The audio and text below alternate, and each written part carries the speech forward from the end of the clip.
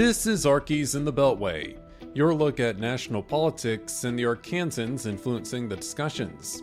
I'm Alex Thomas, Washington correspondent for the Arkansas Democrat-Gazette, reporting from the nation's capital.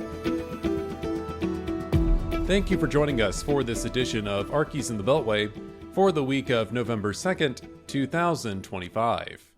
Saturday marked 1 month of the federal government shutdown, and lawmakers seem unwilling to budge enough to bring it to an end. The wings of the Capitol present contrasting images of the nation's legislative branch. The Senate has failed 13 times to pass a continuing resolution from the House of Representatives, unable to reach the threshold for advancing most legislation.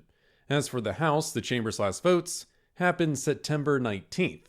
Speaker Mike Johnson has frozen legislative business, demanding the Senate pass the short-term funding measure first. If you talk to members of the Arkansas congressional delegation, which is entirely Republican, you will hear similar answers regarding who deserves blame for the government shutdown.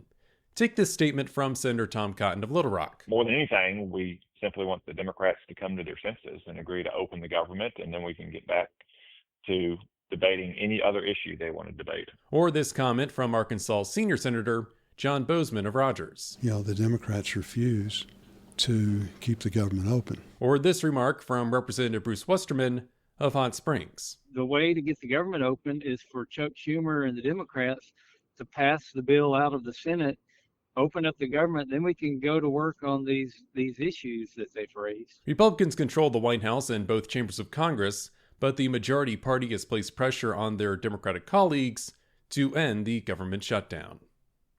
If you recall, when the House passed its continuing resolution, members hoped to fund the federal government through November 21st. The House approved its bill with a simple majority vote, but the Senate has different rules for passing legislation.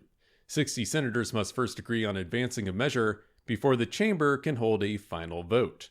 Senate Republicans hold 53 seats, meaning they need support from their Democratic colleagues to move forward with legislative business. Westerman emphasizes the House bill's main purpose was to avoid a government shutdown. There's nothing in there that's a Republican priority or a Democrat priority other than keeping the government open at the current funding levels. Senate Democrats have challenged the continuing resolution, raising awareness about the future of enhanced premium tax credits for health insurance.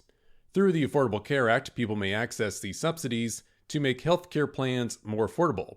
Federal lawmakers agreed to expand the tax credit size and eligibility during the coronavirus pandemic, but these changes are set to expire at year's end, resulting in higher cost. Senate Democrats have proposed an alternative funding measure which would also extend these subsidies, but Bozeman says this topic deserves thorough legislative debate. What Senator Schumer, what the Democrats are doing is holding the American public hostage to get what they want. President Donald Trump has largely remained away from the shutdown fiasco, but last Thursday he called for the Senate to get rid of its filibuster, allowing senators to pass the continuing resolution without needing those 60 votes. Bozeman spoke with the Democrat-Gazette before the president's demand. He defended the 60-vote threshold, saying it forces senators to work together. The impact of the government shutdown has been made apparent. The state of Arkansas did not receive funding from the Department of Agriculture to fund SNAP benefits in November. Around 240,000 people in the natural state participate in the program. Federal employees in non-essential services were placed on furlough at the start of October. Others who have worked, like air traffic controllers, have missed paychecks. Representative Rick Crawford of Jonesboro says people are right to feel upset. In my opinion, Schumer is a hostage taker, and that's fine, except that we're not talking about the hostages. The Senate has continued with some business during the government shutdown, including consideration of nominees and committee meetings. Work in the House, for the most part, has been brought to a halt, as Johnson has kept members away from Capitol Hill. All 4 of Arkansas's House members have bounced time between Washington and the natural state, conducting district work as well as other business. Representative Steve Womack of Rogers split last week between Capitol Hill and Northwest Arkansas. He was also in Washington at the start of the government shutdown. Well, the first few days I was in D.C., assuming that we would be here that the shutdown would be short-lived. Didn't turn out to be the case, so I went home, a few days into the shutdown, and then spent my time there much more productive than I would have been here. The funding lapse in the decision to halt House business has hurt productivity in Congress's lower chamber. As chair of the House Financial Services Committee, Representative French Hill of Little Rock had planned his committee's entire agenda for October. Now, the congressman says lawmakers will need to make up for lost time. On Speaker Johnson's conference call with members of the House Republicans earlier in the week, members were discussing perhaps we need to have hearings at night and do markups also in the evenings in order to get back on track with the robust agenda that we have in all of our committees. Westerman is in a similar situation, given his role leading the House Natural Resources Committee. We also had a hearing scheduled for Hot Springs last week that we had to cancel that. So we're looking at how can we reschedule that hearing. As the new week begins, it is likely the federal government will break its record for the longest government shutdown. The current record of 35 days was set during the first Trump presidency over immigration and funding a wall at the U.S.-Mexico border. The new month also raises questions about the House funding bill. Government funding under the measure would expire after November 21st, meaning Congress would face another shutdown right before Thanksgiving if the Senate passes that bill.